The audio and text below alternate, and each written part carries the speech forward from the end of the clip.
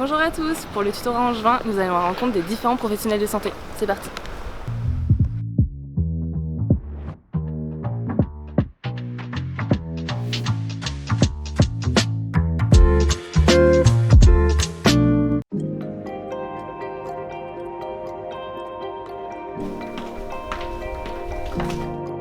Aujourd'hui, nous allons à la rencontre du docteur Mazou, gynécologue obstétricien au CHU d'Angers. On y va.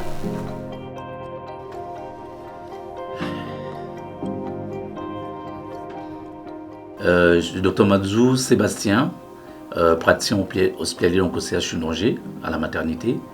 Je suis donc responsable donc, de la salle d'accouchement. Est-ce que vous pouvez nous raconter un petit peu votre parcours? Comment est-ce que vous en êtes arrivé là? Par quelles études est-ce que vous êtes passé?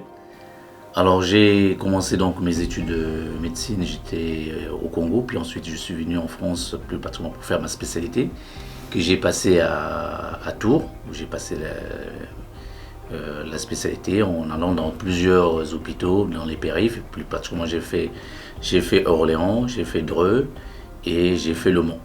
Est-ce que vous pouvez nous parler un petit peu justement de la spécialité de l'internat en gynécologie? Comment est-ce que ça se passe? Alors, l'internat en gynécologie, moi j'ai eu cette joie-là de passer l'internat où il y avait plein de gaieté à l'internat, parce que j'ai fait 5 ans dans lesquels je vivais que dans les internats. J'ai rarement vécu en dehors de l'internat. Donc, quand j'étais interne, je vivais toujours à l'internat, dans les hôpitaux, tant que j'étais à Dreux. Et quand j'étais au Mans, pareil. Donc, ça a été un moment vraiment mémorable et agréable pour moi, l'internat, parce que je pense que c'est le moment agréable lorsqu'on est médecin. Voilà. Est-ce que vous pouvez nous expliquer en quoi consiste le métier de gynécologue obstétricien? Alors, le métier de gynéco-obstétricien, c'est une spécialité dans laquelle on s'occupe donc de la femme, dans tous les sens qu'il veut, sur le plan des problèmes de gynécologique, mais également sur le problème donc, de l'obstétrique, parce que la gynécologie, il n'y a pas que la gynéco, il y a la gynéco-obstétrique. La gynécologie, ça regroupe toutes les pathologies qui regardent donc au niveau des seins, au niveau du pelvis, au niveau du vagin, voilà. Et sur le plan obstétrical, donc c'est le suivi de la femme enceinte durant toute sa grossesse et de l'accouchement. Donc c'est ça qui regroupe un peu la spécialité gynécologique obstétricienne. Et quelles sont vos différentes activités? Comment ça s'organise? Alors moi, plus particulièrement ici, je m'occupe beaucoup plus de l'obstétrique. En fait, je suis souvent les femmes enceintes et j'assure les accouchements. Je prends les gardes d'obstétrique dans lesquels il y a des césariennes, il y a des accouchements. Donc ça représente à peu près dans les 60% de mes activités. Et j'ai des consultations également gynécologiques. Plus particulièrement, je vois souvent les patientes qui ont été donc victimes des mutilations génitales féminines, dans lesquelles je prends en charge. Je les vois en consulte. S'ils ont une demande de prise en charge de leur mutilation, c'est-à-dire on fait ce qu'on appelle une prise en charge sur le plan de la reconstruction clitoridienne, dans lesquelles je prends en totalité cette prise en charge également sur le plan chirurgical, mais également sur le plan de suivi de ces patientes-là, durant cette période-là. Alors le gynéco, généralement le matin, lorsqu'on est obstétricien, le matin lorsqu'on arrive à 8h15, on a un staff dans lequel on va discuter tous les dossiers qui ont été faits dans la journée déjà de la veille et de tous les dossiers qui ont été discutés dans la nuit qui ont posé problème. Donc on va discuter au staff, dans le staff là il y a les différents médecins qui font l'obstétrique, mais également des gynécologues, il y a des anesthésistes, il y a les internes, il y a les chefs de clinique et il y a également les externes qui sont dans le service. Donc c'est un staff qui se passe dans un amphithéâtre et dans lequel on a un rétroprojecteur qui permet donc de voir les dossiers, discuter les dossiers et trouver les conduites à tenir ou bien discuter comment ça s'est passé. Et ça permet également, ce staff permet également d'avoir l'enseignement. Donc généralement ça se termine à 9h. Après 9h, ça dépend de ce que j'ai à faire ce jour-là. J'ai des consultes qui commencent à 9h20 jusqu'à midi. Et puis ensuite, dans l'après-midi, j'enchaîne avec les consultes de 14h jusqu'à 17h, 18h. Voilà pour une journée. Pour une journée de consultation? Pour une journée de consultation. Et donc quand vous avez des gardes, comment est-ce que ça se passe? Quand on est des gardes, généralement, on prend la garde à 18h30, elle se termine à 8h30, et à partir de 8h30, celui qui est de salle d'accouchement va prendre le relais, on va au staff, et à la fin du staff, à 9h, on rentre à la maison. On a droit au repos de garde. D'accord. Et là, c'est les blocs tu as 3 salles de blocs de gynéco qui est par ici en fait. On s'habille ici, puis ensuite on rentre dans la salle d'accouchement. La patiente quitte en salle de réveil, puis arrive ici, puis ensuite elle est installée là. Et après, les anesthésistes s'endorment, puis le matériel est par là. Donc là, tu vois, c'est là où vous avez les monitoring pour voir toutes les patientes qui sont en salle d'accouchement. On a toutes leurs monitors du bébé pour voir comment ça évolue. Donc là, par exemple, on a 11 salles au total pour le suivi du travail. Quand les femmes sont dilatées, quand ils arrivent sur le travail, ils sont donc installés dans ces salles-là. Et dans ces salles-là, vous avez un grand lit d'accouchement. Les patientes, on peut les mettre dans une salle qui est... C'est un lit qui peut se transformer en plusieurs qualités. Donc ça bouge généralement. Ça peut bouger. Aussi, on décoince, là aussi. Donc le papa, ça permet à ce que le papa soit assis ici et tient sa femme. Pourquoi est-ce que vous avez choisi cette spécialité de gynécologie? Alors, la spécialité de gynéco est partie au départ, en fait, je voulais faire pédiatrie. Mais lorsque je suis passé en stage en tant qu'externe dans un service de pédiatrie, j'ai remarqué que, en fait, les pédiatres soignaient beaucoup plus les parents que l'enfant, en fait. Et moi, je me suis trouvé dans ce dilemme de dire comment je vais prendre en charge et l'enfant et les parents, parce que les parents étaient beaucoup plus malades que l'enfant qui était malade. Donc je me suis dit non.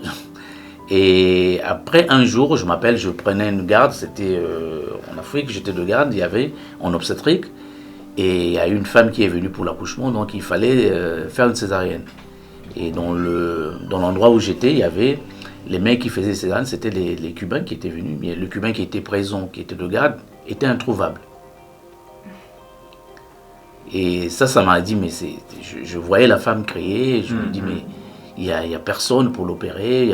Donc c'est là où est venue ma inspiration. Je suis passé de la pédiatrie en obstétrique en disant, en fait, en obstétrique, l'avantage c'est que l'enfant est dans le ventre. Une fois vous l'avez mis qu'il est né, vous en occupez plus. Vous le filez au pédiatre, puis tout est réglé. Voilà, donc je me suis dit en plus que l'obstétrique c'est quelque chose on était quand même à l'origine de la vie. Il y avait une naissance et la majorité des femmes enceintes, c'était pas des patientes qui étaient malades. C'est des patientes en bonne santé et qui attendaient un événement qui était vraiment un événement heureux. Et à votre avis, quelles sont les qualités qu'un gynécologue doit avoir pour exercer son métier? Mais il faut une qualité de sympathie, une qualité donc de patience, une qualité de comment ça s'appelle, l'expression m'échappe, mais le gynéco doit avoir vraiment une sympathie vis-à-vis de ses... Parce qu'en fait, il a en soi d'abord la femme, et puis ensuite, il a le père, parce que les deux, souvent, attendent un enfant, et le but de l'obstétricien, c'est de rendre heureux ce couple qui vient vous voir. Et pour rendre heureux ces couples qui viennent vous voir, parce qu'ils ont plusieurs questions, il faut avoir du temps. Et le temps, c'est quelque chose qui est, en médecine, qui devient quelque chose de difficile à consacrer aux patients qui viennent nous voir. Souvent, on consulte un peu à la chaîne, mais je crois que lorsqu'on fait l'obstétrique, il faut avoir le temps d'écouter les gens, parce que les gens attendent, lorsqu'on n'est pas enceinte, tous les jours. C'est quelque chose, parfois, c'est 2 fois dans la vie, et je crois qu'il faut qu'on prenne le temps. Il faut être patient lorsqu'on est obstétricien, en fait, pour écouter les patientes. Vous avez parlé un petit peu des mutilations sexuelles. Oui. Est-ce que, je devine qu'il y a un rapport particulier avec ces patientes qui ont vécu un traumatisme. Comment est-ce que vous abordez ça, notamment en consultation? Comment est-ce que c'est évoqué? Alors, le point des mutilations, vous savez, moi, je suis rentré dans les mutilations, je raconte un peu l'histoire, comment je suis arrivé là. En fait, moi, les mutilations, j'ai fait médecine, je ne connaissais pas. J'ai entendu parler, comme tout le monde, mais je crois que c'est un truc qui était un peu loin de ceux qui ne concernait pas la médecine, en fait. Et je suis rentré là-dedans parce qu'un jour, je regardais un film, c'était Dr Foldes, et qui passait sur un reportage et dans lequel il y avait une femme qui témoignait du fait qu'il venait de se faire reconstruire. Et parce qu'on l'avait coupé son clitoris, que Foldes venait de reconstruire son clitoris, qu'elle était heureuse, qu'elle était... Et moi, vous savez que en médecine, le clitoris, c'est quelque chose qui n'est pas étudié anatomiquement. Donc, je me suis posé la question en me disant, mais comment ça se fait qu'il peut réparer quelque chose qui a été coupé? Il trouve une greffe où, ce mec? Donc, le premier réflexe que j'ai écrit à ce monsieur-là, qui était à Paris. Et on lui demandant, humblement, si je pouvais venir voir comment il le faisait. Et quand je suis parti là-bas, j'ai compris que l'anatomie, le clitoris était aussi grand que le pénis et qu'il avait une anatomie aussi particulière que j'avais jamais appris en médecine, qu'il existait bien là, que c'était pas une greffe qu'il mettait en place, que vraiment c'était le clitoris qui existait, qui était en place. Donc c'est là où est partie ma passion. Donc je suis revenu sur Angers et c'est là où j'ai mis dans le service en place la prise en charge des patientes victimes de mutilation génitale féminine. Donc comme ça marchait pas tellement, comme je me suis dit, en fait les gens qui avaient besoin de cette prise en charge, les gens où il y avait beaucoup plus de mutilations, c'était beaucoup plus en Afrique que ici en fait. Donc c'est pour ça que je me suis lancé à aller prendre en charge les patientes en Afrique et accompagner plus particulièrement les étudiants qui sont en 4e année de spécialité de gynéco au Burkina Faso pour les former à cette technique-là. Effectivement, quand je les reçois ici, pour moi, c'est quelque chose de... Parce que dans le truc de mutilation, il y a beaucoup de choses qui sont derrière. On pense, on dit, la femme a été mutilée, mais derrière la mutilation, il y a des mariages forcés, il y a des grossesses indésirées, il y a plein de choses qui sont derrière dans lesquelles les gens ne savent pas. Quand la femme vient vous voir pour les mutilations, et derrière les mutilations, il y a plein de choses. Et parfois, je suis obligé parfois de passer 1 heure pour écouter ces patientes parce qu'ils ont vécu parfois des choses très dramatiques. Et les gens étiquettent seulement, elle a été mutilée. Mais derrière les mutilations, il y a plein de choses, honnêtement. Si on prend le temps de les écouter, effectivement, il y a la tristesse, mais il y a plein de choses, mais quand on les écoute, effectivement, ça leur permet un peu, la personne qui est en face, de les écouter, ça permet un peu de revigorer et de leur donner espoir. Et surtout lorsqu'on leur dit qu'on peut les réparer, sur le plan, donc, déjà, les réparer sur le plan donc, anatomique, c'est déjà quelque chose de bien. Et il y a également une réparation donc, psychologique. Dans ce cas-là, j'ai un psychologue qui travaille avec moi, qui les prend en charge sur le plan psychologique également. Est-ce que vous considérez que c'est encore tabou en France, la sexualité féminine aussi? Mais je ne dirais pas que c'est tabou, mais le problème du clitoris, c'est que c'est quelque chose qu'on a ignoré depuis longtemps, qu'on a ignoré même dans nos facultés de médecine. On a piétiné dans lesquelles les anatomistes ne se sont jamais intéressés. Comme ça n'a jamais intéressé personne, les étudiants également ne se sont pas intéressés, les médecins également ne se sont pas intéressés. Parce que lorsqu'on interroge les étudiants, on leur dit un clitoris mesure combien, ils vous disent 2 cm. Parce qu'eux, ils ont dans leur tête le gland, ils n'ont pas en tête toute cette anatomie, toutes ces ramifications qui sont à l'intérieur, qui est hallucinante. Hein, aussi qu'un pénis. Voilà. Mais je ne dirais pas que c'est un tabou la sexualité en France, mais je crois que de plus en plus les filles sont maintenant ouvertes pour la sexualité. Mais le problème de l'excision, c'est que c'est encore quelque chose de tabou. Est-ce que vous pouvez nous parler un petit peu plus de l'après-excision, quel est le vécu des femmes et comment est-ce qu'elles s'en remettent et quel est le parcours un petit peu de ces femmes-là? Le parcours est difficile parce que si on prend seulement déjà l'âge à laquelle est pratiquée l'excision, qui est souvent l'âge de 10 à 12 ans, où ils sont déjà à la période prépubertaire avec les règles, c'est un acte qui se fait de façon traumatisante déjà en elle-même. Elles vivent ça comme un traumatisme, comme un attentat, en sachant que ils vont vivre avec ça de façon cachée parce que c'est une tradition qui a été mise en place dans laquelle ils vont subir, mais ils vont revivre ce phénomène-là lorsqu'ils vont avoir la sexualité, lorsqu'il y aura un rapport, parce que c'est un endroit qui a été traumatisé et les rapports vont faire revivre ce phénomène de traumatisme.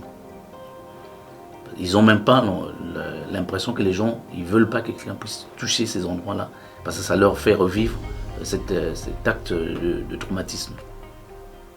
Généralement, leur phrase, c'est qu'ils utilisent généralement la phrase, ils disent « je ne suis pas entière ». Pourquoi vous n'êtes pas entière? C'est parce qu'il me manque quelque chose. Et lorsque vous les réparez, ils se disent « je suis devenue entière, je suis comme les autres ». En sachant que la première demande des patientes, c'est une revendication identitaire et anatomique. Ce n'est pas une revendication sexuelle, contrairement à ce que les gens pensent. Les gens pensent que lorsqu'on reconstruit les gens viennent pour retrouver une sexualité. Non, parce qu'il y a des femmes excisées qui ont une sexualité épanouie. Et il y a des femmes qui ont leur clitoris qui n'ont pas une sexualité épanouie. Donc eux, ils viennent retrouver leur clitoris d'abord dans le but de dire que j'ai perdu quelque chose, je veux me retrouver entière. Mais la fonctionnalité n'est quelque chose de secondaire dans leur demande en fait. Et est-ce qu'il y a beaucoup d'excisions qui sont pratiquées en France Alors sur l'épidémiologie, donc en France, à peu près il y a 73 000 femmes qui sont excisées qui vivent en France. Et la loi française interdit de pratiquer l'excision en France. Donc normalement, on ne doit pas faire l'excision, parce qu'il y a un risque des condamnations, il y a des articles qui condamnent. Et si par exemple un médecin voit une jeune fille excisée, qui est mineur, il peut le traduire, il peut le signaler au procureur. Le secret médical est levé lorsqu'on constate une excision qui a été pratiquée en France. Même si cette fille-là vit en France et que l'excision a été pratiquée dans son pays, les parents peuvent être condamnés. Parce que c'est non-assistance à leur fille, donc ils peuvent être condamnés parce que c'est des associés. Et la loi également peut donner un droit d'asile aux jeunes filles si les parents pensent que dans le pays où ils vont, ils risquent d'être excisés. Moi, par exemple, je fais des consultes spécialement pour ça, parce que je travaille avec l'OFRA, qui permet donc de donner un droit d'asile, dans lequel l'OFRA me demande de faire un certificat pour établir que la fille n'est pas excisée et la mère est excisée. Ils peuvent avoir droit à l'asile pour protéger la fille. Eh ben, merci beaucoup pour ces réponses. Merci. Merci à vous. Merci d'avoir...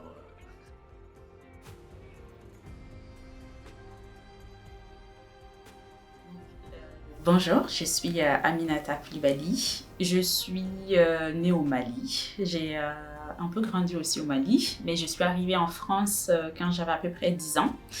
Et depuis, donc, je suis en France, j'ai grandi en France et j'ai été donc confrontée à des cultures, de réalités, deux univers qui, mine de rien, se ressemblent un peu, mais avec une certaine différence. Et donc, je grandis de ça, je me nourris de ça et c'est ce qui fait de moi la personne que je suis aujourd'hui. Au Mali, on n'appelle pas, dans la langue bambara, on ne dit pas excision. On dit bolokoli. C'est un terre-à-terre, traduction terre-à-terre, ça veut dire le lavage des mains. Aucun enfant ne comprend ce que ça veut dire. Moi, je ne savais pas que j'étais excisée. Enfin, je savais que j'avais fait le lavage des mains comme toutes les filles du quartier. Donc, je m'étais fait bien laver les mains comme il fallait. J'étais bien dans la bonne case. Je cochais bien toutes les cases pour être une bonne petite fille prête, en fait, pour faire totalement partie de cette, de la gente féminine telle qu'elle doit être selon les codes. Et en fait, c'est une fois arrivée ici en France et après avoir grandi, j'ai compris que j'étais excisée. En fait, ce que ça voulait dire, s'être fait exciser. J'avais une cicatrice, mais pour moi, en fait, c'était pas une cicatrice. Je me rappelle encore quand j'étais petite, j'avais une cousine et une autre petite fille du quartier qui, on s'était retrouvés et c'est normal, quand on est enfant, on cherche un peu à se connaître, on se regarde les uns et les autres, ah, toi t'as ci, ah, moi j'ai ci, etc. On apprend un peu à connaître son corps aussi comme ça. Et j'avais vu que la voisine, enfin la petite fille, notre voisine, qui était un peu plus grande, elle avait déjà un peu aujourd'hui ce que je comprends qui est le clitoris, les petits glands qui sortaient. Ma cousine, elle, c'était un peu moins visible et moi, ce n'était pas du tout visible. Et pour moi, en fait, c'était quand j'allais grandir que ça allait pousser, en fait.